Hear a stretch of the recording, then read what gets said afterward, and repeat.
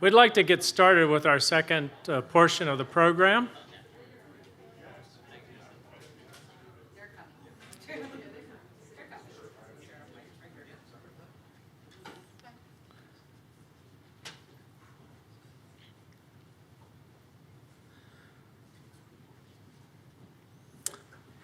Well, great. Thank you so much for coming back on time, even if it was more that clock. I'm still saying this is the right one. Each year, the Center on Aging and Life course confers an award to recognize excellence in our mission, and the award rotates across research, teaching, and engagement.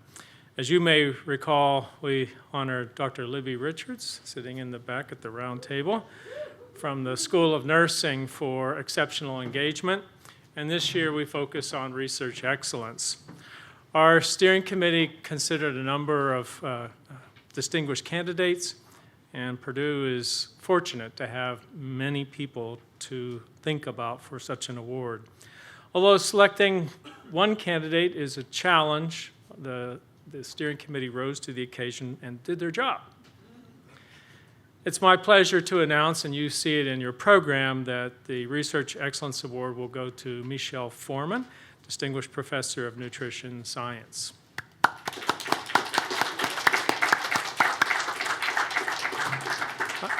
Let me tell you a little bit about her. She's an exemplar of a scholar whose research touches many fields. She earned bachelor's degrees in medical anthropology and music. I didn't know about the music. From Rutgers, then went to UNC and earned 2 master's degrees and the PhD in nutritional epidemiology. If you survey her publication record, it's replete with life course thinking and analysis. She's widely known for her research on the health consequences of preeclampsia, or high blood pressure during pregnancy, on the health of the mother, as well as on the health of the progeny, which is really quite interesting.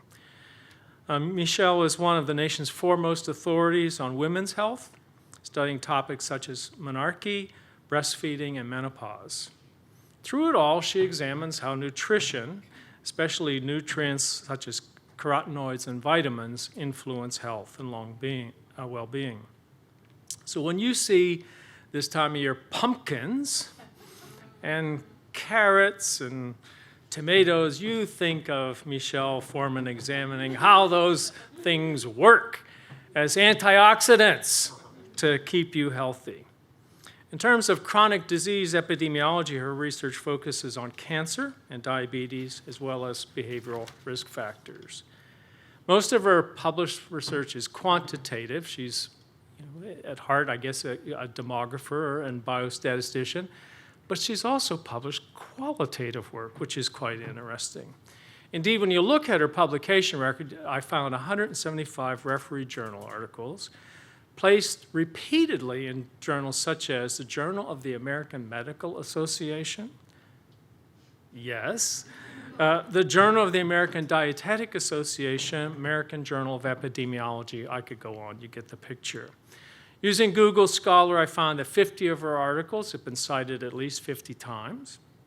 And her 1993 article on carotenoid content of fruits and vegetables has been cited over 900 times.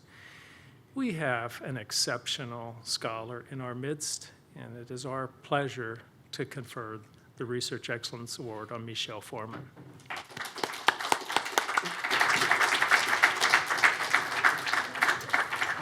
Thank you very much.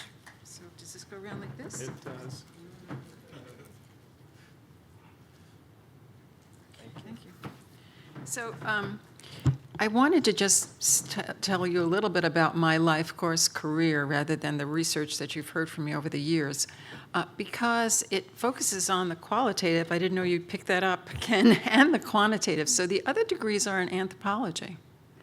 And I always do an ethnographic assessment before I start my quantitative research. And so if there's a message across my career, it is that the richness of the qualitative informs the quantitative, and I don't know how to do research without both. The other is that I started my 43-year career in life course epidemiology, looking at the effects of the Great Depression on hypertension in the offspring.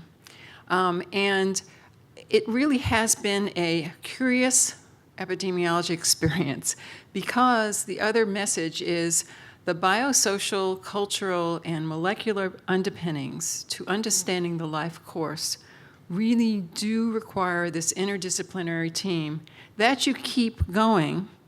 I didn't ask how many people I have in my teams. I thought about this today after your talk, but that you really want to keep going throughout your own career. So I started doing work on the mother study to the nurse's health study in 1978. Here I am sitting here talking about the mother study, preeclampsia also. So message is you start and you want to maintain your ties, because your ties are as important for your research family and your networks as for your life course. Thank you.